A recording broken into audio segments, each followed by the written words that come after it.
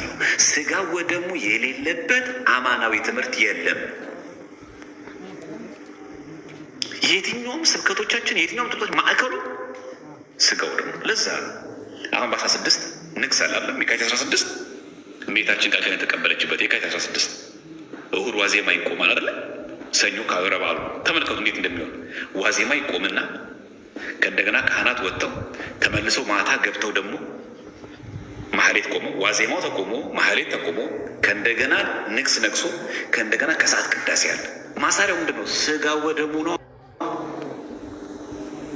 ይህንን ማዕከል ያደረገ አምልኮ አይባልም። የታቸው ቤተክርስቲያን ምን ያክል ጠንቃቃ እንደሆነች የትኛውም ክብረ በዓል ንግስ ሲሉ የትኛውም ጻድቅ የትኛውም ሰማዕቱ ነው። ቅዳሴ የሌለበት ክብረ በዓል እኛ የለንም። ለምን?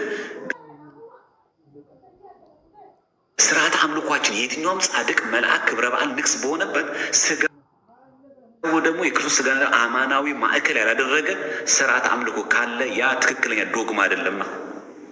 የኦርቶዶክስ አይነት አንዱ መገለጫ አማናዊ ስጋ ወደሙ ከቅዱሳን ጋር ህብረት የምናደርግበት ክርስቶስ በአካል የሚገለጥበት ጋር ሱታፌ ያለው ሲሆን